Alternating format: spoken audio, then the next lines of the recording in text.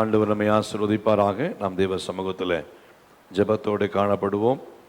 1 ராஜாக்களின் புஸ்தகம் 8ஆம் அதிகாரம் 10-11 வார்த்தைகளை நாம் வாசிக்க எடுத்துக்கொள்வோம். எல்லாரும் The book of 1 Kings chapter 8 verse 10 and 11 எல்லாரும் எடுத்துக்கொள்வோமா? 1 ராஜாக்கள் 8ஆம் அதிகாரம் 10-11 வசனங்கள் வாசிங்க.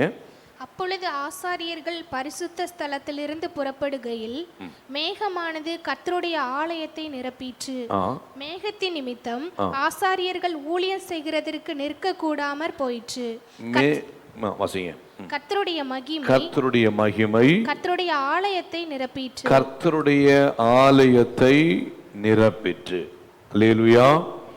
ஆண்டவருக்கு மகிமை உண்டாவதாக. ஆண்டவராகிய தேவன் சாலமோனை வைத்து ஒரு அழகான ஆலயத்தை கட்டி முடித்த பின்பு சாலமோனுடைய பிரைஸ் தி லார்ட் ஜெபத்திற்குள்ளாக காணப்படும் பொழுது இந்த பகுதியை நாம் கற்றுக்கொள்ள முடிகிறது. மேகத்தின் நிமித்தம் ஆசாரியர்கள் ஊழியம் செய்வதற்கு நிற்க கூடாமல் போயிற்று. கர்த்தருடைய மகிமை கர்த்தருடைய ஆலயத்தை நிரப்பிற்று. இந்த நாளிலே பிரைஸ் தி லார்ட் செய்தியுடைய தலைப்பு கர்த்தருடைய மகிமை கர்த்தருடைய ஆலயத்தை நிரப்பிற்று. அல்லேலூயா. இந்த வார்த்தையின் மூலமாய் கர்த்தர் நம்மோடு கூட இடைபெற கர்த்தர் போதுமானவராய் இருக்கிறார். இந்த வேளையில இந்த சத்திய வார்த்தைக்குள்ளாய் கடந்து வரும்போது நம்முடைய இருதயத்தை தேவனுக்கு முன்பாய் திருப்பிக் கொள்ளுவோம். கர்த்தர் நம்மோடு கூட இடைபடுவாராக. ஆலயத்தின் நோக்கம் என்ன என்று சொல்லி பார்க்கும்போது அநேக காரியங்களை கற்றுக்கொள்ள முடியும். ஆலயம் என்பது பிரைஸ் தி லார்ட் இப்பொழுது ஆலயம் என்று சொல்லி வரும்போது நான் கடந்த நாட்களிலே சபை என்கிற ஒரு தலைப்பிலே கர்த்தருடைய வார்த்தையை எடுத்தேன். எக்லீசியா என்று சொல்லுகிறதான வார்த்தையின் அடிப்படையிலே பிரைஸ் தி லார்ட் கூட்டி சேர்க்கப்படுகிற இடம், கால்ட் அவுட் ஒன்ஸ் என்று சொல்லி சொல்லப்படுகிறது. அதாவது உலகத்திலிருந்து ரட்சிக்கப்பட்ட தேவ பிள்ளைகள் தேவ சமூகத்திலே கூட்டி சேர்க்கப்பட்டிருக்கிறதான இடம்தான் சபை என்று சொல்லப்படுகிறது. அப்படியானால் இந்த காலை வேளையில் ஆலயத்தின் நோக்கம் என்ன என்பதை குறித்து பிரைஸ் தி லார்ட் நாம் புரிந்து கொள்ள வேண்டியது மிகவும் அவசியமாக இருக்கிறது. ஏதோ சர்ச்சுக்கு வந்தோம், உட்கார்ந்தோம், 2 பாட்டு பாடணும், பாஸ்டர் ஏதோ பிரசங்கம் பண்ணாரு கேட்டோம், கடந்து போறோம் என்பதற்காக ஒரு ஆலயம் அல்ல. ஆலயம் என்பது பாருங்க, கர்த்தருடைய மகிமை கர்த்தருடைய ஆலயத்தை நிரப்பிற்று என்று சொல்லப்பட்டிருக்கு. அப்படின்னா கர்த்தருடைய மகிமையினால் நிரம்பப்பட்ட ஒரு இடம்தான் கர்த்தருடைய ஆலயம். அல்லேலூயா. அப்போ கர்த்தருடைய மகிமை நிரம்பப்பட்டதான ஆலயம் என்று சொல்லி அந்த பயபக்தி நாம் தேவ சமூகத்தில் வரும்போது நமக்கு இருக்க வேண்டும். Price the Lord. ஏதோ ஆலயத்துக்கு வரும்போது ஏனோ தானோ என்கிற வருகிற நிலைமை நம்முடைய வாழ்க்கையில் இருக்கக்கூடாது. ஏதோ ஒரு கடமைக்கா வந்துட்டு போகிறோம் என்கிற ஒரு நிலைமை இருக்கக்கூடாது. கர்த்தருடைய மகிமை கர்த்தருடைய ஆலயத்திற்குள் இருக்கிறது என்கிற பயபக்தியோடு கடந்து வந்தோமே என்று சொன்னால் ஆலயத்தின் நோக்கத்தை நம்முடைய வாழ்க்கையிலே சரியாய் புரிந்து கொள்ள முடியும். அல்லேலூயா. ஒரு சிலர் பாத்தீங்கன்னா பாஸ்டர் கேட்பார், ஏன் பிரதர் சர்ச்சுக்கு வரல, ஏன் சிஸ்டர் சர்ச்சுக்கு வரல, அதனால போய் தலையை காமிச்சிட்டு வந்துருவோம் அப்படின்னு சொல்லிட்டு சில நேரத்தில் சிந்திக்கிறதான மக்கள் உண்டு. சில பிள்ளைங்க பாத்தீங்கன்னா அப்பா திட்டுவாங்க, அம்மா திட்டுவாங்க, ஏதோ போய் என்ன பண்ணுவோம், உட்கார்ந்துட்டு வந்துடுவோம் என்கிற நிலைமையில ஒரு சிலர் சிந்திக்கிறவர்கள் உண்டு. ஆனால் கர்த்தருடைய ஆலயம் என்பது அப்படிப்பட்ட ஒரு இடம் அல்ல. கர்த்தருடைய ஆலயம் என்பது முதலாவது ஆலயத்தின் நோக்கம் என்னவென்றால் ஆலயம் கர்த்தரை ஆராதிக்கிற இடம். அல்லேலூயா. Praise the lord. நான் இந்த ஸ்தலத்தை குறித்து நான் சொல்லும் போது நான் சொல்ல முடியும்.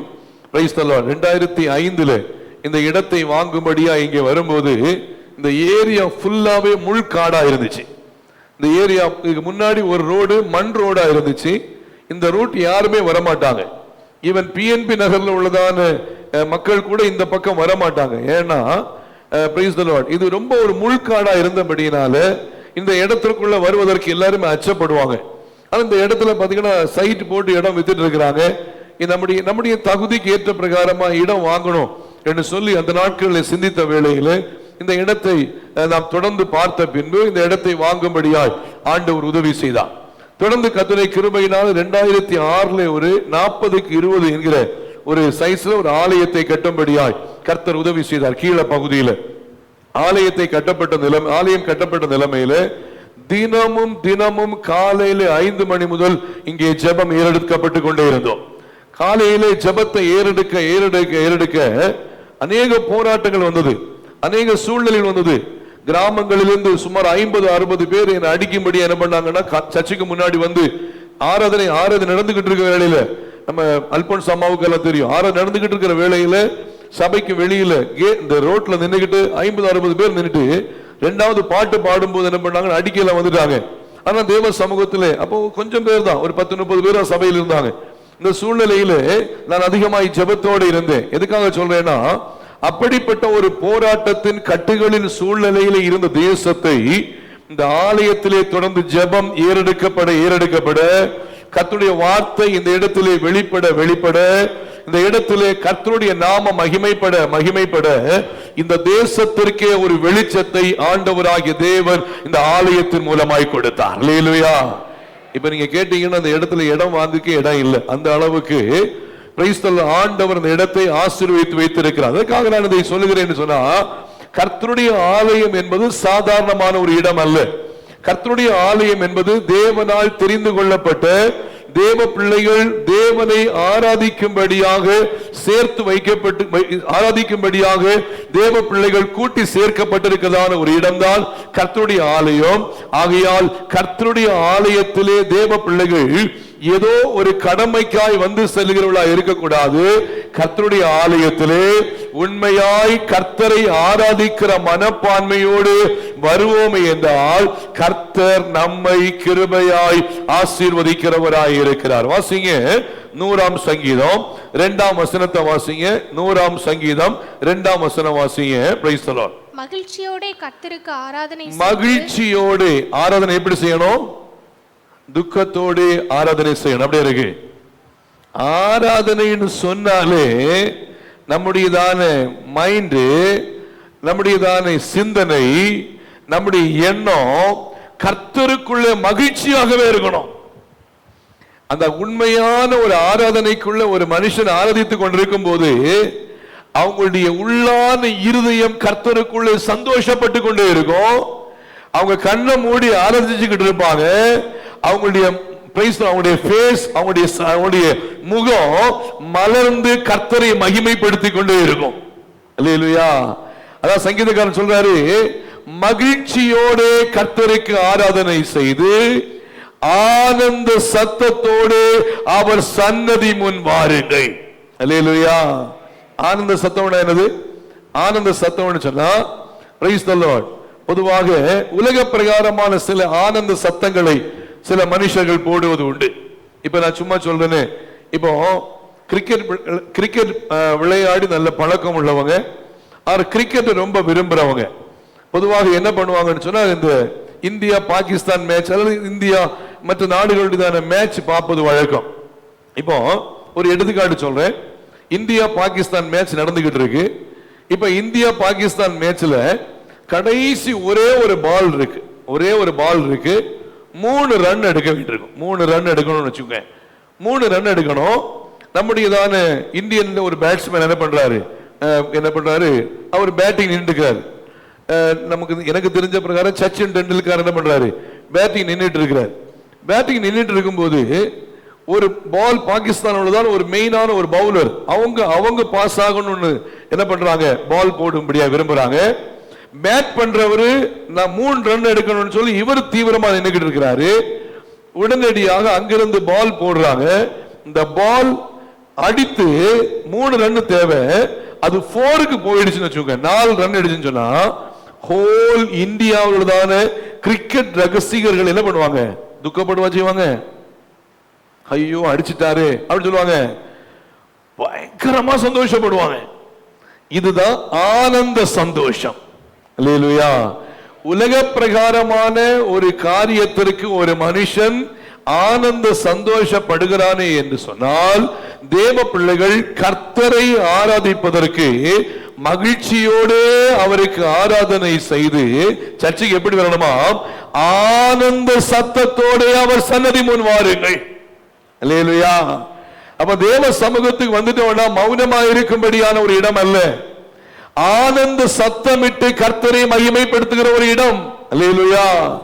அப்ப தேவ பிள்ளைகள் புரிஞ்சுக்கணும், ஆராதனை நேரத்தில் பக்கத்தில் நிக்கிறவங்க பாடுறாங்களோ பாடலையோ எனக்கு பிரச்சனை இல்லை, நான் கர்த்தரை ஆராதிக்கும்படியாய் வந்திருக்கிறேன், நான் ஆனந்த சத்தமிட்டு கர்த்தரை ஆராதிப்பேன் என்கிற ஒரு ஆர்வம் நமக்குள்ளே உண்டாயிருக்கணும். அல்லேலூயா. இப்ப பாடல் பாத்தீங்கன்னா ஸ்கிரீன்ல போட்டிருப்போம், ஸ்கிரீன்ல பார்த்து நமக்கு படிக்க தெரியும், அதையும் பார்த்துட்டு அமைதியா நம்ம நிக்கிறோம்னு சொன்னா நமக்குள்ளே அந்த ஆனந்தம் இல்லை, அந்த சந்தோஷம் இல்லை. கர்த்தரை ஆராதிக்க வேண்டும் என்கிற ஆனந்தம், அந்த சந்தோஷம் யாருக்குள்ள இருக்கிறதோ அவர்கள் இன்னும் சத்தமாய் கர்த்தரை ஆராதிக்கணும், சத்தமா கையை தட்டி தேவனை துதிக்கணும், சத்தமாய் தேவனை மகிமைப்படுத்தணும். ஐயோ ஆராதனை டைம் முடிஞ்சு போச்சோ என்கிறதான ஒரு எண்ணம் உண்டாகிற அளவிற்கு கர்த்தரை ஆராதிக்கிற ஆனந்தத்தை கர்த்தர் நம்மிடத்திலே எதிர்பார்க்கிறவராய் இருக்கிறார். அல்லேலூயா. அப்ப தேவ சமூகம் என்பது சாதாரணமான இடம் அல்ல, ஒன்று கர்த்தரை ஆராதிக்கிற இடம். அல்லேலூயா. அப்ப நம்ம எப்படி ஆராதிக்கணும் என்று சொல்லி பார்க்கும்போது வாசிங்க, ரோமருக்கு எழுதின நிருபம் 12ஆம் அதிகாரம் 1-2 வசனங்களை வாசிங்க. ரோமர் 12ஆம் அதிகாரம் 1-2 வசனங்கள் வாசிங்க.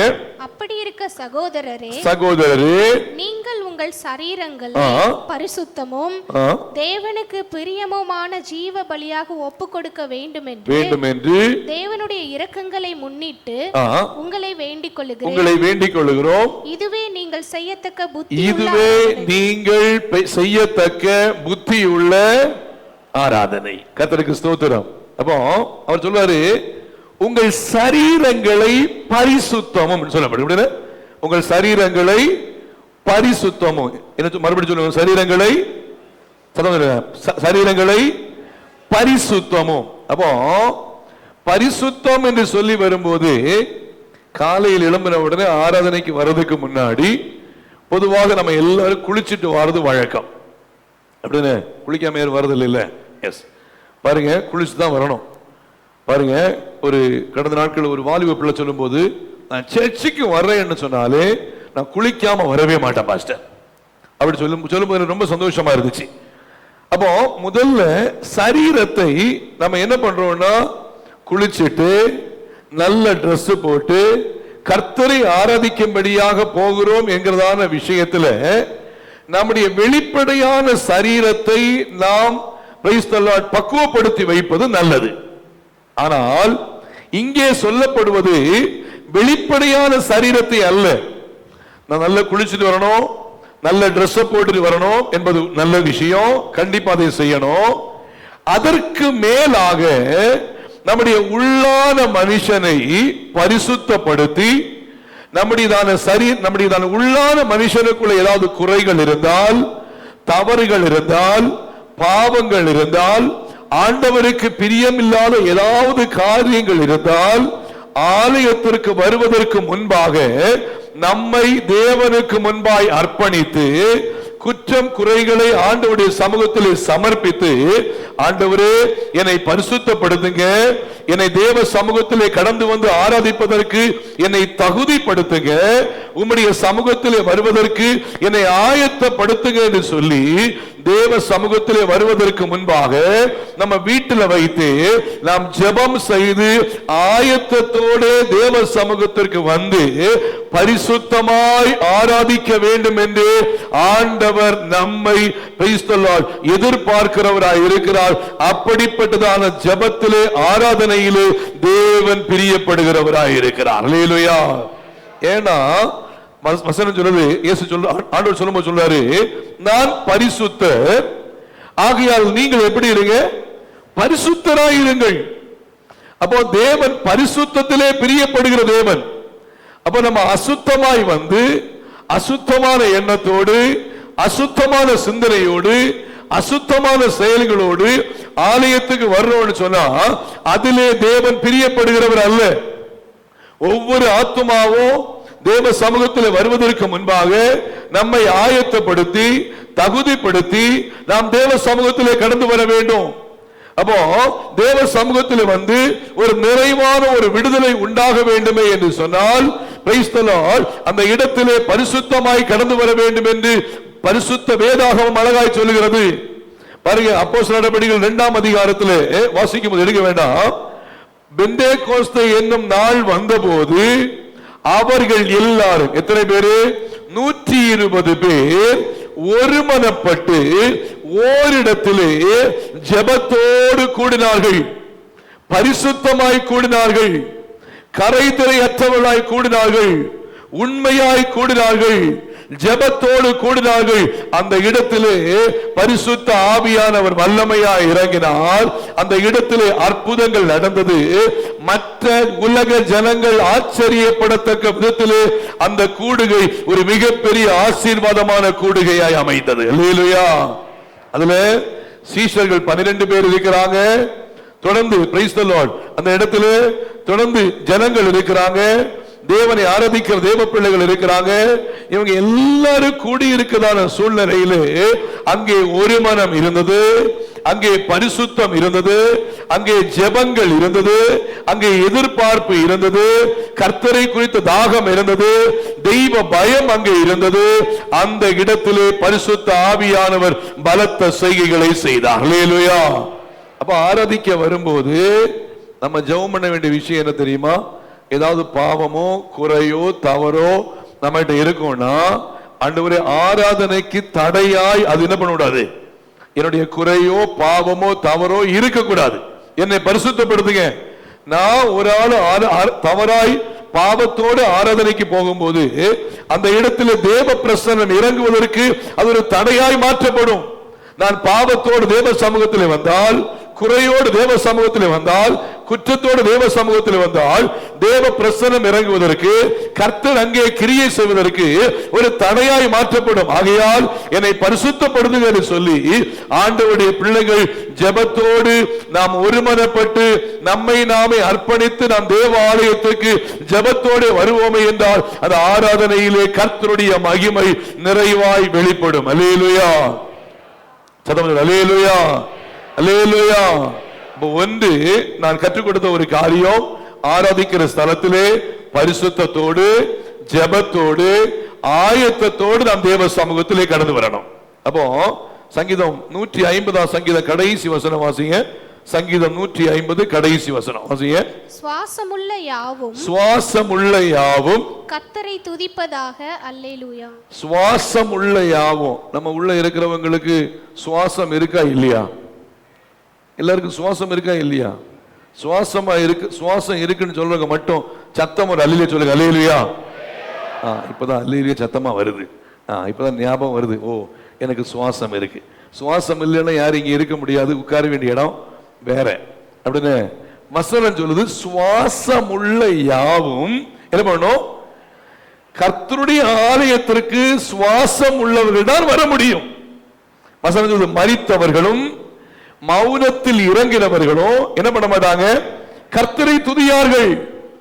அப்போ சுவாசம் உள்ளவர்களாகிய தேவ பிள்ளைகளாகிய நம்மை கர்த்தர் பலப்படுத்தி கர்த்தரை ஆராதிக்கும்படியாய் தேவ சமூகத்திலே கொண்டு வரும்போது நாம் என்ன செய்யணும்னு சொன்னா, மகிழ்ச்சியோடு கர்த்தருக்கு ஆராதனை செய்து ஆனந்த சத்தத்தோடு கர்த்தருடைய சமூகத்திலே ஆராதித்து ஆண்டவரை மகிமைப்படுத்துகிறோம் என்றால் அந்த ஆராதனையிலே கர்த்தர் மகிமையான காரியங்களை செய்வார். அல்லேலூயா.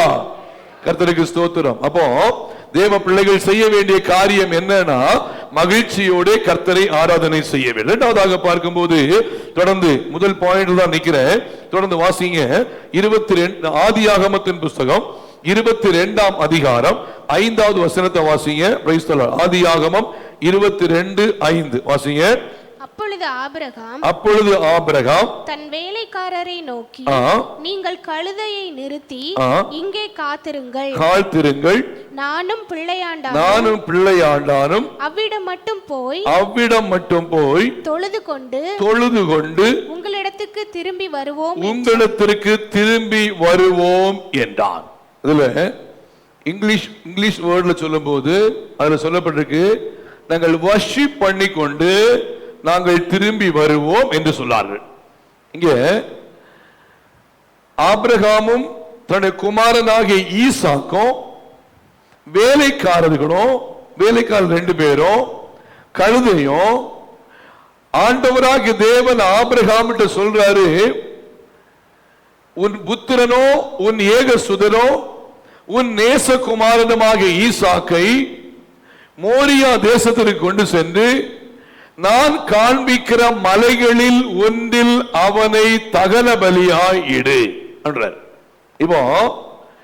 இப்போ ஆபிரகாமும் ஈசாக்கும் வேலைக்காரர்களும் கழுதையும் எங்க வர்றாங்கன்னா கர்த்தரை ஆராதிக்கும்படியாக மோரிய தேசத்திற்கு வருகிறார்கள்.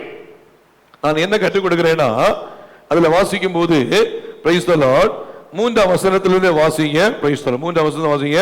ஆபிரகாம் அதிகாலையில் எழுந்து தன் கழுதையின் மேல் சேணம் கட்டி தன் வேலைக்காரரில் 2 பேரையும் தன் குமாரன் ஈசாக்கையும் கூட்டிக் கொண்டு தகன பலிக்கு கட்டைகளையும் பிளந்து கொண்டு தேவன் தனக்கு குறித்த இடத்திற்கு புறப்பட்டு போனார். தேவன் தனக்கு குறித்த இடத்திற்கு போனான். அப்படின்னா தேவன் தனக்கு குறித்தன்னு சொன்னா கர்த்தரை ஆராதிக்கும்படியாய் எந்த இடத்தை தேவன் தனக்கு குறித்து வைத்தாரோ அந்த இடத்திற்கு ஆபிரகாம் போனான். அல்லேலூயா, கர்த்தருக்கு மகிமை உண்டாகட்டும். அப்போ தேவனை ஆராதிக்கும்படியாக இந்த ஸ்தலத்தை தேவனாகிய கர்த்தர் நமக்காக குறித்து வைத்திருக்கிறார். அப்படித்தானே? தேவனுக்கு மகிமை உண்டாகட்டும். இதுல நம்ம ஒரு காலம் பேலன்சிங் ஆகவே கூடாது, கன்ஃபியூஸ் ஆகவே கூடாது. நான் எங்கேயோ பிறந்து, அதாவது கன்னியாகுமரி மாவட்டத்தில் ஒரு வில்லேஜ்ல பிறந்த என்ன ஆண்டவராகிய தேவன் ஒரு தரிசனத்தை கொடுத்து இந்த தேசத்துல கொண்டு வந்து இந்த இடத்தை வாங்கி இந்த இடத்தை குறித்து ஒரு குறிப்பிட்ட நபரை, குறிப்பிட்ட எண்ணை கன்னியாகுமரி மாவட்டத்திலிருந்து தெரிந்து கொண்டு இந்த இடத்துல கொண்டு வந்து குறிப்பிட்ட இடத்துல வச்சு இப்படியாக ஒரு ஆலயத்தை கட்டும்படியான ஒரு தரிசனத்தை கொடுத்து குறித்த இடத்திலே வந்து ஆராதிக்கும்படியாக குறிப்பிட்ட தேவ பிள்ளைகளாகிய நம்மை இந்த குறித்த இடத்திலே கர்த்தர் கொண்டு வந்திருக்கிறார் என்றால் இந்த குறித்த இடத்தை குறித்துள்ள ஒரு தாகம், ஒரு எண்ணம், ஒரு விருப்பம் நமக்குள்ள இருந்து கொண்டே இருக்கணும். அல்லேலூயா. அப்போ தேவனை ஆராதிக்கிற தேவ பிள்ளைகளுக்கு எப்போதுமே தேவன் எனக்காக தேவனை ஆராதிக்கும்படியாய் இந்த ஸ்தலத்திலே இந்த இடத்தை எனக்காக குறித்து வைத்திருக்கிறார். இந்த எண்ணம் நமக்குள்ள எப்போ இருக்கணும்? தேவனை மகிமைப்படுத்தும்படியாக தேவன் இந்த ஸ்தலத்தை எனக்கு குறித்து வைத்திருக்கிறார் என்று சொல்லி குறிக்கப்பட்ட இடத்திற்கு நாம் உண்மையாய் கடந்து வருவோமே என்றால் ஆபிரகாமுக்கு அற்புதத்தை செய்த ஆண்டவர் குறிக்கப்பட்ட இடத்திலே உண்மையாய் இருக்கிற தேவ பிள்ளைகளையும் ஆசீர்வதிக்க ஆண்டவர் போதுமானவராய் இருக்கிறார். அல்லேலூயா. அப்ப குறிக்கப்பட்ட இடத்தை குறித்த ஒரு தாகம் உண்டாகணும்.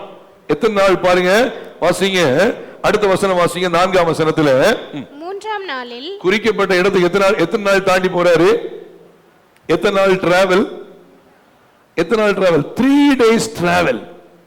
பாருங்க, தேவனை ஆராதிக்கும்படியாய் ஆபிரகாமுக்கு தேவன் எந்த இடத்தை கொடுத்தாரோ அந்த இடத்திற்கு 3 நாள் டிராவல் ஆனாலும் பரவாயில்லை, அந்த இடத்திற்கு போவேன் என்று சொல்லிக்கொண்டு ஆபிரகாம் தேவன் காண்பித்த இடத்திற்கு சரியாய் கடந்து வந்தால் ஆபிரகாமோடு கர்த்தர் இருந்து ஆசீர்வதித்தார். அல்லேலூயா.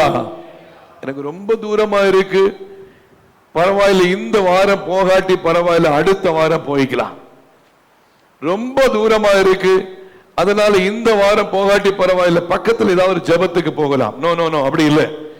ஆண்டவர் எங்கே குறித்து வைத்திருக்கிறாரோ அந்த குறித்த இடத்திலே நாம் தேவ சமூகத்திலே உற்சாகமாய் மகிழ்ச்சியோடு கர்த்தரை ஆராதிக்கும்படியாய் ஆராதனை செய்யும்படியாய் வந்து தேவனை மகிமைப்படுத்துவோம் என்றால், நாம் குறித்த இடத்திலே கர்த்தரை ஆராதிக்கும் போது அங்கே விடுதலை உண்டு, அங்கே அற்புதம் உண்டு, அங்கே சுகம் உண்டு, அங்கே ஆரோக்கியம் உண்டு, அங்கே கர்த்தருடைய வார்த்தை உண்டு, அங்கே கர்த்தருடைய பலன் உண்டு.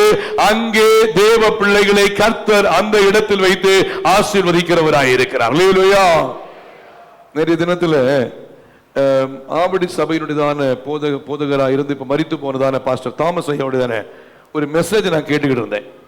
அவர் சொல்லும் போது ஒரு காரியம் என்ன ரொம்ப அதிகமா ஆழமா சிந்திக்க வச்சுச்சு. இந்த மெசேஜினுடையதான ஒரு தாக்கத்துக்கு காரணமே அது ஒரு பாயிண்ட் தான். என்ன விஷயம்னா, இப்போது அவர்கள் ஒரு நல்ல ஒரு ஆலயத்தை கட்டி கொண்டிருக்கிறாங்க. லாஸ்ட் வீக் நான் சென்னைக்கு நான் போகும்போது அந்த ஆலயத்தில் போய் பார்த்துட்டு தான் வந்தேன். Price the Lord. ஒரு மிக பிரமாண்டமான ஒரு ஆலயம் கட்டப்பட்டு கொண்டிருக்கிறது. அது கர்த்தருக்கு மகிமை உண்டாகட்டும். அந்த இடத்தை வாங்கும்படியாக ஒரு சகோதரன் சொன்னாரா, பாஸ்டர் இந்த இடத்தை நீங்க வாங்குங்க, இது சபைக்கு ரொம்ப பிரயோஜனமா இருக்கும் அப்படி சொன்னாரா. அப்படி சொன்ன சூழ்நிலையில இவர் என்ன பண்ணாரா, இல்லப்பா எனக்கு இந்த இடம் வேண்டாம், இப்போ ஆராதிக்கிற இடத்துக்கும் இந்த இடத்துக்கு ரொம்ப தூரமா இருக்கு, ஜனங்கள் எல்லாம் வந்து ஆராதிப்பதற்கு கஷ்டமா இருக்கும், எனக்கு வேண்டாம் அப்படிட்டாராம்.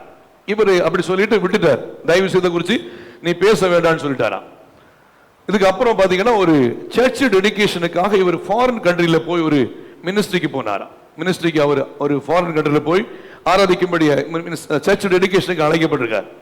அங்க போகும்போது அந்த ஃபாரின் கண்ட்ரியில உள்ளதான அந்த சர்ச் டெடிகேஷன் முடிந்த உடனே பாஸ்டர் அனௌன்ஸ் பண்ணாரு, இப்படி ஒரு சகோதரர், அதாவது ஒரு சகோதரர் வந்து விட்டு பேசுறாராம். என்ன பேசுறாருன்னா, பாஸ்டர் நான் நீங்க எங்க இருந்து வரீங்கன்னு கேட்டாராம். சொன்னாரு, பாஸ்டர் நான் 2.5 மணி நேரம் டிராவல் பண்ணி வரேன். எத்தனை மணி நேரம்? 2.5 hours டிராவல் பண்ணி வரேன் அப்படி சொன்ன உடனே ரொம்ப ஆச்சரியமா இருந்துச்சான். ஒரு 2.5 மணி நேரம் டிராவல் பண்ணி அங்கிருந்து இங்க வாரீங்களான்னு சொல்லிட்டு இவர் என்ன பண்ணாரோ ரொம்ப ஆச்சரியப்பட்டார். அப்போது கர்த்தர் ஒரு இடத்துல பேச ஆரம்பிச்சாராம்.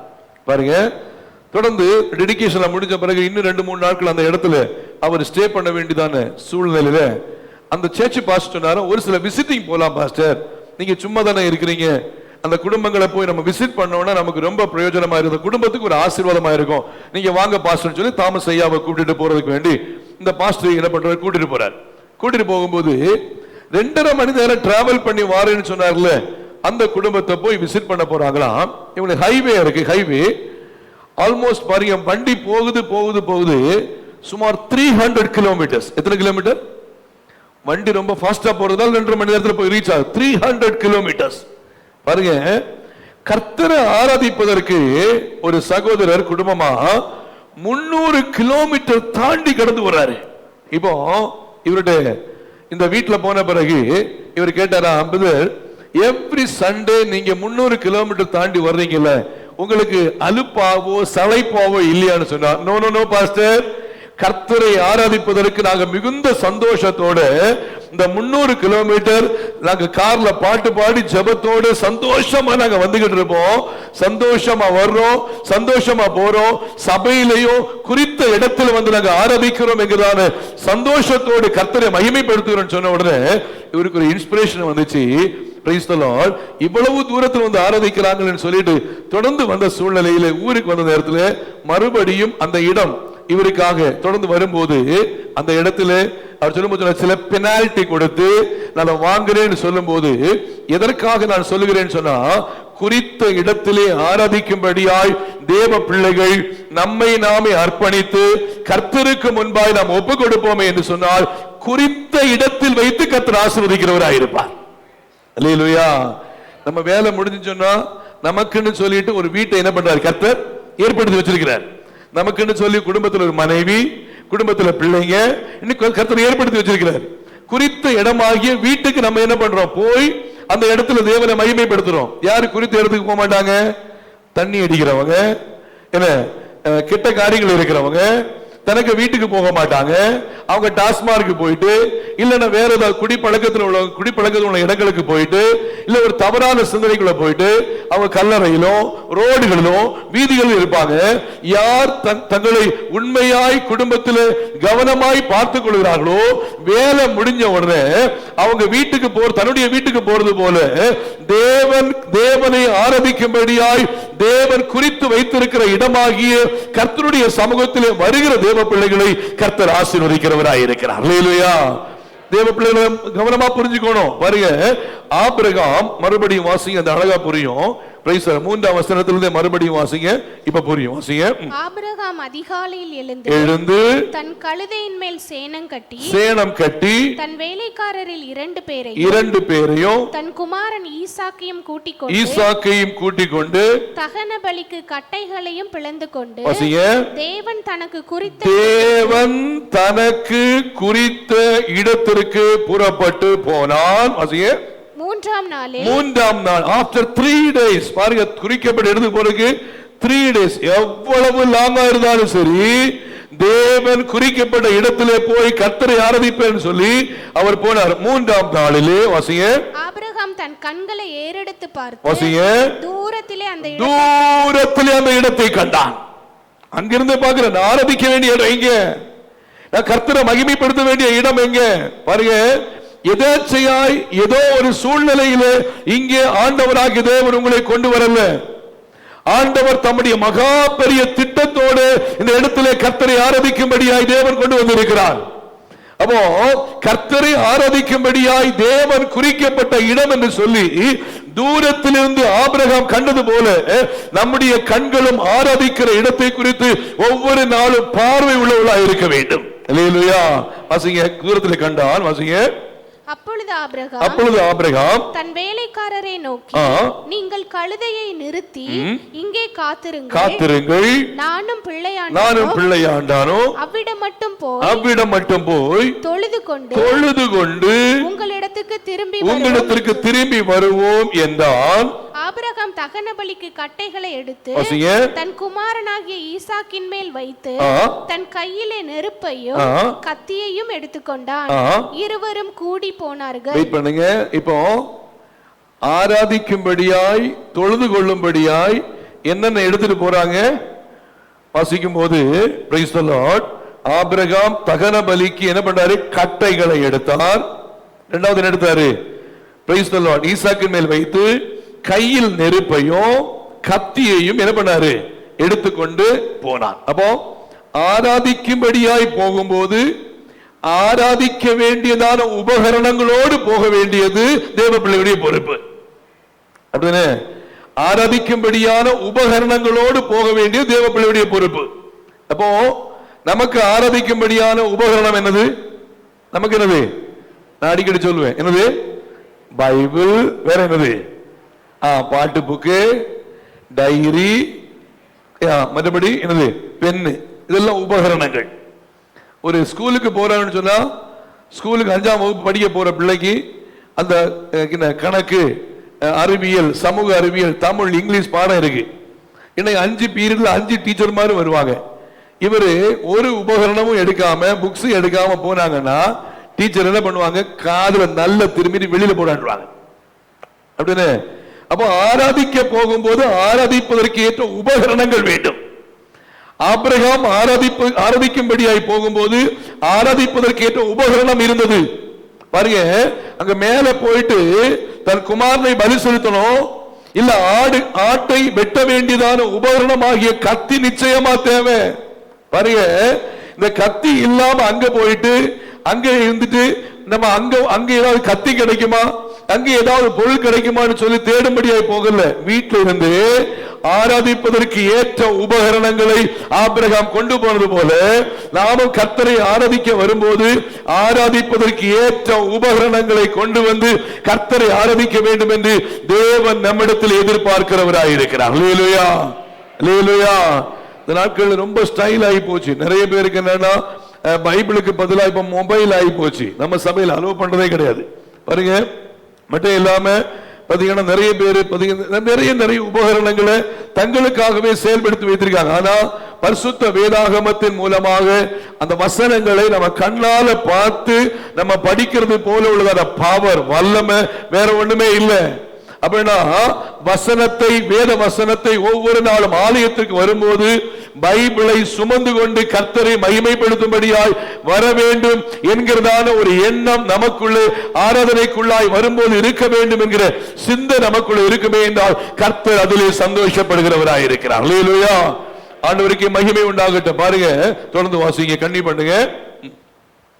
அப்பொழுது ஈசாக்கு தன் தகப்பனாகிய ஆபிரகாமை நோக்கி என் தகப்பனே என்றான். அதற்கு அவன் என் மகனே இதோ இருக்கிறேன் என்றான். அப்பொழுது அவர் இதோ நெருப்பும் கட்டையும் இருக்கிறது, தகன பலிக்கு ஆட்டுக்குட்டி எங்கே என்றான். அதற்கு ஆபிரகாம் என் மகனே தேவன் தமக்கு தகன பலிக்கான ஆட்டுக்குட்டியை பார்த்து கொள்வார் என்றான். அப்புறம் இருவரும் கூடி போய் தேவன் அவனுக்கு சொல்லி இருந்த முதல்ல பாத்தீங்கன்னா குறித்த இடம், இப்ப பாத்தீங்கன்னா சொல்லி இருந்த இடத்திற்கு வந்தான். அங்கே ஆபிரகாம் ஒரு பலிபீடத்தை உண்டாக்கி கட்டைகளை அடுக்கி தன் குமாரனாகிய ஈசாக்கை கட்டி அந்த பலிபீடத்தில் அடுக்கிய கட்டைகளின் மேல் அவனை கிடத்தினான். பின்பு ஆபிரகாம் தன் குமாரனை வெட்டும்படிக்கு தன் கையை நீட்டி கத்தியை எடுத்தான். அப்பொழுது கர்த்தருடைய தூதனானவர் வானத்திலிருந்து ஆபிரகாமே என்று கூப்பிட்டார். அவன் இதோ அடியேன் என்றான். அப்பொழுது அவர் உன் பிள்ளையாண்டான் மேல் உன் கையை போடாதே, அவனுக்கு ஒன்றும் செய்யாதே, நீ அவனை உன் புத்திரன் என்றும் உன் ஏகசுதன் என்றும் பாராமல் எனக்காக ஒப்பு கொடுத்தபடியினால் நீ தேவனுக்கு பயப்படுகிறவன் என்று இப்பொழுது அறிந்திருக்கிறேன் என்றார். அல்லேலூயா.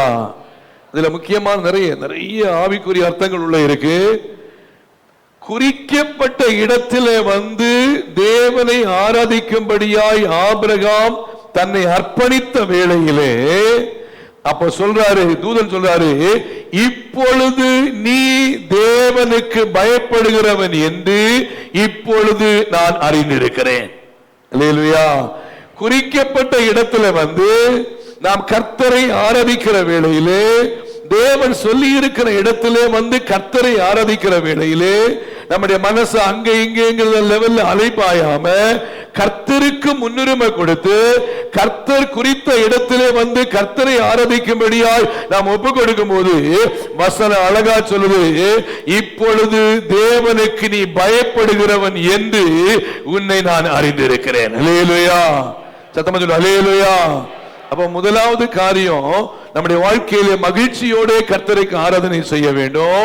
இரண்டாவது, குறிக்கப்பட்ட இடத்திலே வந்து கர்த்தரை ஆராதிக்க வேண்டும். அல்லேலூயா. மூன்றாவது ஒரு காரியத்தை, இது முதல் பாயிண்ட் கூட நிக்கிறேன், இதோட நான் முடிக்க விரும்புறேன். பாருங்க, மூன்றாவதாக ஒரு காரியம் என்னன்னு சொன்னா, நமக்கு நிறைய பேருக்கு ஒரு சின்ன தலைவலி வந்தா போதும், இன்னைக்கு சர்ச்சுக்கு போக வேண்டாம், எனக்கு ரொம்ப முடியல அப்படி படுத்துருவாங்க. அப்படிதான். ஒரு சிலருக்கு பார்த்தீங்கன்னா சின்ன ஒரு வயிற்று வலி வர வேண்டாம், எனக்கு இன்னைக்கு வயிற்று வலியா இருக்கு, அதனால நான் இன்னைக்கு சர்ச்சுக்கு வர மாட்டேன் அப்படி சொல்லி படுத்துருவாங்க. சிலருக்கு கால் வலி, சிலருக்கு முதுகு வலி, சரி என்னென்னமோ வலி. சிலவங்களுக்கு ஞாயிற்றுக்கிழமை காலையில தான் என்ன வரும், இந்த வலிகள் எல்லாம் வரும்.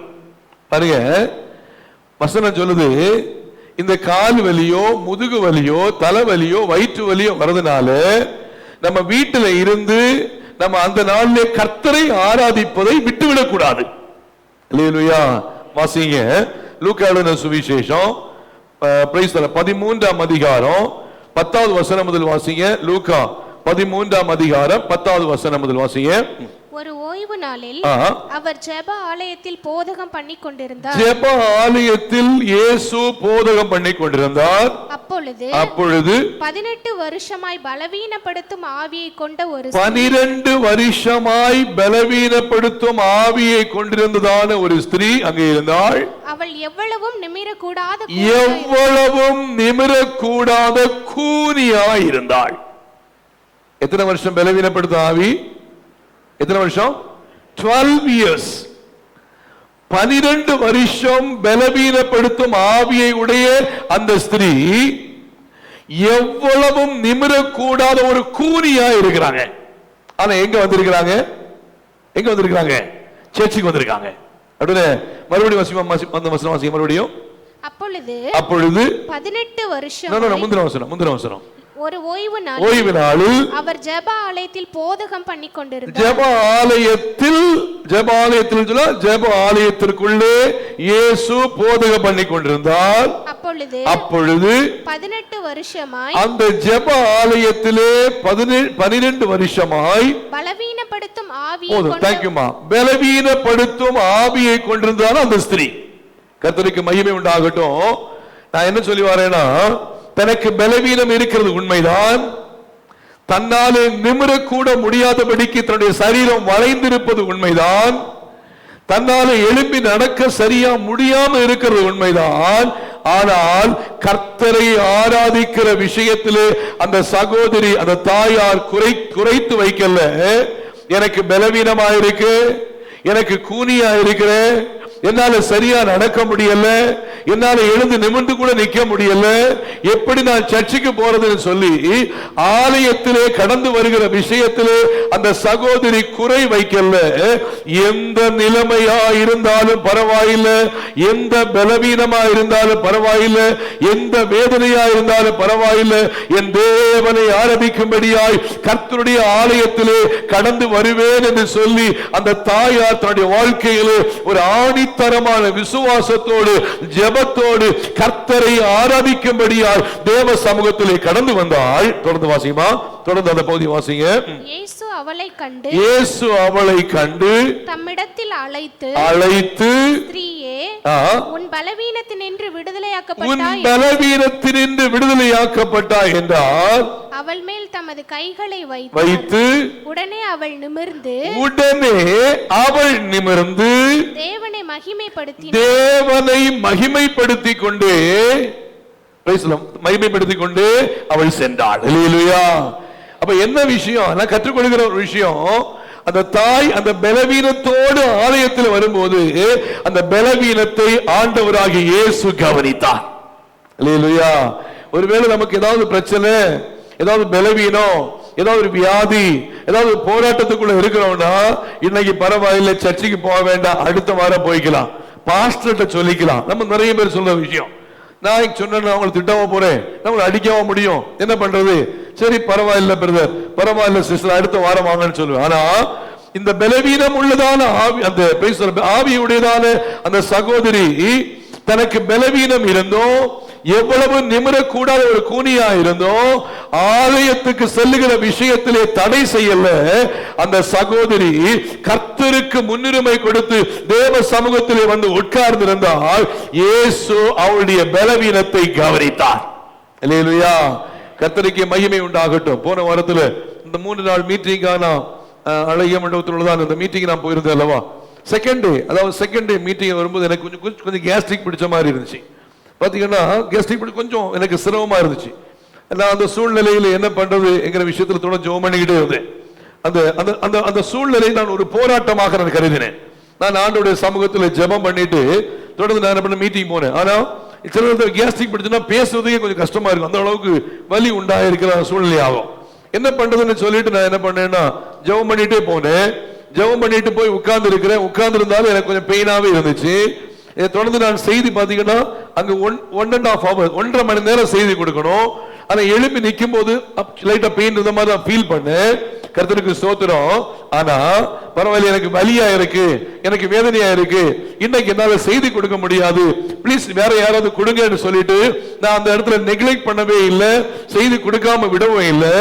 அந்த சூழ்நிலையை தாண்டி தேவ சமூகத்தில் எழும்பி ஜெபத்தோடு கர்த்தருடைய வார்த்தையை கொடுக்கும்படி ஆரம்பிச்சேன். ஒரு few minutes தான் ஆச்சு, ஒரு சில நிமிடங்கள் தான் ஆச்சு.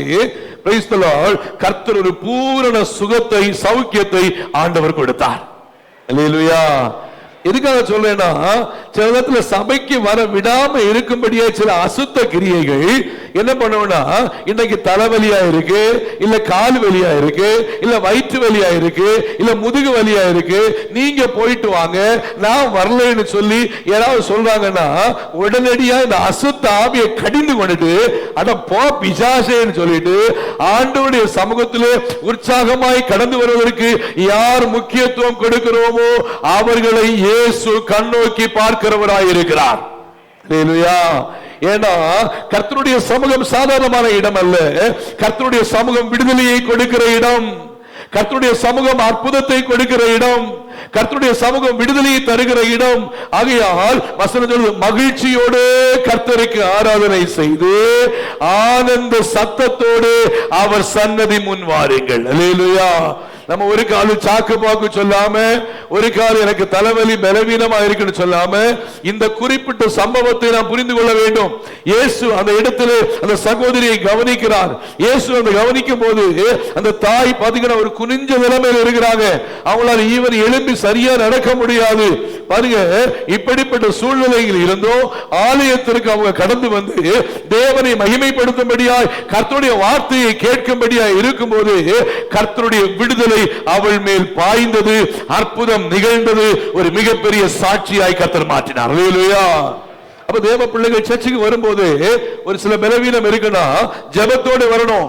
நான் ஆலயத்தை விட்டு நான் வீட்டுக்கு போகும்போது நான் விடுதலையோடு தான் போகணும்.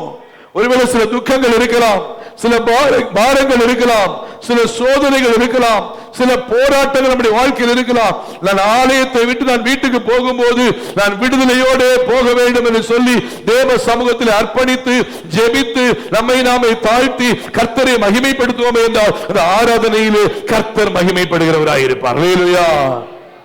அப்ப நம்முடைய வாழ்க்கையிலே புரிந்து கொள்ள வேண்டிய மிக முக்கியமான ஒரு காரியம், மகிழ்ச்சியோடு கர்த்தரை ஆராதிக்கும்படியாய் கடந்து வர வேண்டும். Price the Lord. மட்டுமல்லாமல் தேவன் குறித்த இடத்திலே தேவன் எனக்கு தந்திருக்கிற சபை, கர்த்தரை ஆராதிக்கும்படியாய் தேவன் எனக்கு தந்திருக்கிறதான ஒரு ஆலயம் என்று சொல்லி பிரைஸ் தி லார்ட். ஞாயிற்றுக்கிழமை ஆச்சுனாலே எங்க ஆலயத்தில் நான் இருப்பேன், ஞாயிற்றுக்கிழமை ஆச்சுனாலே கர்த்தரை மகிமைப்படுத்தும்படி எங்க ஆலயத்தில் இருப்பேன்னு சொல்லி ஒரு தீர்மானம் எடுத்து கர்த்தருக்குள்ளே நாம் சந்தோஷப்பட வேண்டும். மூன்றாவதாக பிரைஸ் தி லார்ட், கடைசியா பார்க்கும்போது நம்ம அழகா பார்க்க முடிஞ்சல்லவா, பிரைஸ் தி லார்ட், பலவீனம் உள்ளதான ஆவியை உடைய, பலவீனப்படுத்துகிற ஆவியை உடைய சகோதரி பலவீனத்தை ஒரு பொருட்டாய் பார்க்கல, வியாதியை ஒரு பொருட்டாய் பார்க்கல, தன்னுடையதான பிரைஸ் தி லார்ட் குனிந்து போய் இருக்கிறேனே, பிரைஸ் தி லார்ட் இவ்வளவு நிமிர கூட முடியாம இருக்கிறேன்னு சொல்லி தன் வேதனையை ஒரு பொருட்டாய் பார்க்கல, கர்த்தரை ஆராதிக்கும்படியாய் தேவ சமூகத்திலே வந்தால் கர்த்தர் என்னை விடுவிப்பார் என்று சொல்லி விசுவாசத்தோடு கடந்து வந்தது போல நாமும் சின்ன சின்ன காரியங்களை, சின்ன சின்ன பலவீனங்களை ஒரு பொருட்டா வைத்துக் கொள்ளாதபடிக்கு கர்த்தரை ஆராதிப்பதற்கு முன்னுரிமை கொடுப்போமே என்றால் நம்மை விடுவிக்கிறது ஒரு மனுஷன் அல்ல, நம்மை விடுவிக்கிறவர் சர்வ வல்லமையுள்ள ஆண்டவராகிய தேவன். அல்லேலூயா. அல்லேலூயா. விடுவிக்கிற தேவ கரத்திலே நம்மை ஒப்பு கொடுத்து ஜெபத்தோடு வந்தால் பிரைஸ் தி லார்ட், ஆலயம் தேவ பிரசன்னத்தினால் நிறைந்திருக்கும். தேவ பிரசன்னத்தினால் நிறைந்திருக்கிற ஆலயத்திலே தேவனை ஆராதிக்கும்படியான எண்ணத்தை தேவன் கொடுப்பார். ஆலயத்திலே ஆராதனை எழும்ப எழும்ப எழும்ப எழும்ப கர்த்தர் மகிமைப்பட நம்முடைய உள்ளான மனுஷன் கர்த்தருக்குள்ளே களி கூர்ந்து கொண்டே இருப்பான். அல்லேலூயா. Praise the lord. அடுத்த காரியத்தை வருகிற வாரத்துல தொடர்ந்து கர்த்தர் சித்தமா நான் என்ன பண்றேன் உங்களுக்கு கற்றுக் கொடுக்கிறேன். தேவ பிள்ளைகள் அதிகமாய் ஜெபத்தோடு இருப்போம். கர்த்தர் ஜெபத்தோடு தேவ சமூகத்தை கடந்து வருவோம். கர்த்தர் நம்மை நடத்துவாராக. கர்த்தர் இந்த வார்த்தையின் மூலம் நாம் ஒவ்வொருவரையும் ஆசீர்வதிப்பாராக. எல்லாரும் கண்களை மூடி நாம் ஜெபிப்போம். எல்லாரும் தலைகளை தாழ்த்தி. ஆராதனை என்பது பிரைஸ் தி லார்ட், கர்த்தருடைய ஆலயம் என்பது தேவ மகிமையினால் நிறைந்திருக்கிற இடம். Price the Lord. Hallelujah. Solomon கட்டின ஆலயத்திலே மேகம் நிறைவான மகிமையை வெளிப்படுத்தினது. நிறைவான மகிமையை வெளிப்படுத்தினதான அந்த தேவாலயத்தில் ஆசாரியர்கள் நின்று ஊழியம் செய்யக்கூடாமல் போயிற்று. கர்த்தருடைய மகிமை ஆலயத்தை நிரப்பினது. கர்த்தருடைய மகிமை ஆலயத்தை நிரப்பினது. இந்த வேளையில் ஒப்பு கொடுங்க. ஆண்டவரே, உம்முடைய மகிமை என்னை நிரப்பட்டும் அப்பா. ஆண்டவரே ஸ்தோத்திரம். நீங்கள் தேவனுடைய ஆலயமாய் இருக்கிறீர்கள் என்றும் கர்த்தருடைய ஆவி உங்களில் வாசமாய் இருக்கிறார் என்றும் அறியாது இருக்கிறீர்களா? ஒருவன் தேவனுடைய ஆலயத்தை கெடுத்தால் தேவன் அவனை கெடுப்பார். தேவனுடைய ஆலயம் பரிசுத்தமாய் இருக்கிறது. நீங்களே அந்த ஆலயம். ஒன்று, நம்முடைய ஆலயமாகிய சரீரம் கர்த்தருடைய மகிமையினால் நிரப்பப்பட்டோம். கர்த்தருடைய மகிமையினால் நாம் நிரப்பப்படும் போது நாம் கர்த்தரை ஆராதித்துக் கொண்டே இருப்போம். ஆண்டவராகிய தேவன் குறித்த இடத்திலே தேவன் நம்மை கொண்டு வந்து இப்படிப்பட்டதான ஆராதனைக்குள்ளாய் தேவன் நம்மை நடத்தி வந்திருக்கிறார். தேவன் செய்த நன்மைகளை நினைத்து நன்றி நிறைந்த இருதயத்தோடு கர்த்தரை துதிப்போம். கர்த்தர் மகிமைப்படுவாராக. கடைசி ஜெபத்தை சகோதரர் தாவீது ராஜா முன்பாய் கடந்து வந்து ஜெபம் பண்ணுவாங்க. எல்லா தேவ பிள்ளைகளும் கேட்ட வசனத்தின்படி நம்மை தேவனுக்கு முன்பாய் அர்ப்பணிப்போம். ஆண்டவரே, மகிழ்ச்சியோடு ஆராதனை செய்யும்படியாய், ஆண்டவரே சந்தேகப்படாம ஆராதனை செய்யும்படியாய் நீங்க எனக்கு உதவி செய்யுங்கன்னு சொல்லி தேவ சமூகத்திலே கேட்போம். இரண்டாவது, எனக்காய் குறிக்கப்பட்ட இடத்திலே நான் வந்து கர்த்தரை ஆராதிப்பதற்கு என்னை முழுவதுமாய் அர்ப்பணிக்கிறேன் என்று சொல்லி நாம் ஜெபிப்போம். Price the Lord. எந்த பலவீனம், எந்த வியாதிகள் இருந்தாலும் நான் ஆராதனைக்கு தடை செய்ய மாட்டேன், கர்த்தருக்கு முன்னுரிமை கொடுப்பேன் சொல்லி தேவ சமூகத்திலே ஜெபிப்போம். கர்த்தர் தொடர்ந்து கிருபையாய் நடத்துவாராக. கடைசி ஜெபத்தை தாவீது ராஜா ஜெபம் பண்ணுவாங்க. சோதரிகிறோம் பரிசுத்தம் உள்ள அன்பின் பரலோக பிதாவே, ஆண்டவரே, மற்றும் அந்த பரிசுத்த அந்த ஓய்வு நாளில் ஆண்டவரே தொடங்கும் முதல் முடிவு வரை உடைய தேவ பிரசன்னம் எங்களை ஆட்கொண்டு நடத்தினபடினாலும் மக்கள் நன்றி செலுத்துகிறோம். ஆண்டவரே, பாடல் வேலையில், ஆராதனை வேலையில், ஆண்டவர் செய்தி வேலையில் கர்த்தர் வல்லமையாக எடுத்து ஆண்டவர் ஊழியக்காரரை கொண்டு பயன்படுத்தினதற்காக மக்கள் நன்றி செலுத்துகிறோம். ஆண்டவரே, கேட்ட ஜனங்களை கர்த்தர் ஆசீர்வதிப்பீராக. ஆண்டவரே, கர்த்தருடைய ஆலயத்திற்கு வாருங்கள் என்று சொன்னபோது மனமகிழ்ச்சியாய் என்று சொன்னபடி ஆண்டவரே சுதரிக்கிறோம். உடைய ஆலயத்திற்கு வரும்போது மனமகிழ்ச்சியாய் ஆண்டவரே சந்தோஷமாக இருக்கும்படியாக கர்த்தர் உதவி செய்யுங்க, பலப்படுத்துங்க. ஆண்டவரே, ஜனங்களை கர்த்தர் ஆசீர்வதிப்பீராக. ஆண்டவரே சுதரிக்கிறோம். போகும்போது உங்களுடைய கிருபை சூழ்ந்து கொள்ளட்டும், உங்களுடைய சமூகம் முன்பாக செல்லட்டும். ஆண்டவரே, இந்த வாரம் முழுவதும் தேவனுடைய மகிமை உங்களுடைய பிள்ளைகளை முடிக்கொள்ள வேண்டுமா நாங்கள் செபிக்கிறோம். ஆண்டவரே சோதரிக்கிறோம். கர்த்தர் எல்லா தீங்குக்கும் விலக்கி காப்பார் என்ற வார்த்தையின்படி, உன் ஆத்மாவை காப்பார் என்ற வார்த்தையின்படி நீர் பாதுகாத்து வழிநடத்த வேண்டும் நாங்கள் செபிக்கிறோம். ஆஸ்வதிங்க ஆண்டவரே. தேவ ஊழியரை கர்த்தர் ஆஸ்வதிப்பீராக. நீ பலப்படுத்துங்க, வழிநடத்துங்க. துவக்கும் முதல் முடிவு வர தேவ பிரசன்னம் அளவில்லாதபடி எங்கள் ஆட்கொண்டு நடத்தபடியாக நமக்கு நன்றி செலுத்துகிறோம். ஆஸ்வதிங்க, பலப்படுத்துங்க. இயேசுவின் நாமத்தினால் செபிக்கிற நல்ல பிதாவே, ஆமென். என் ஆத்துமாவே கர்த்தரை ஸ்தோத்திரி, என் முழு உள்ளமுடைய பரிசுத்த நாமத்தை ஸ்தோத்திரி. என் ஆத்துமாவே கர்த்தரை ஸ்தோத்திரி, அவர் செய்த சகல உபகாரங்களையும் மறவாதே. ஆமென். நம்முடைய கர்த்தரும் இரட்சகருமாகிய இயேசு கிறிஸ்துவின் கிருபையும் பிதாவாகிய தேவனுடைய அன்பும் பரிசுத்த ஆவியானுடைய ஐக்கிய நம் அனைவரோடும் சகல பரிசுத்தவான்களோடும் இன்றும் என்று சதா காலங்களிலும் நம் அனைவரோடும் கூட இருப்பதாக. ஆமென். அல்லேலூயா. சத்தம் அல்லேலூயா, அல்லேலூயா.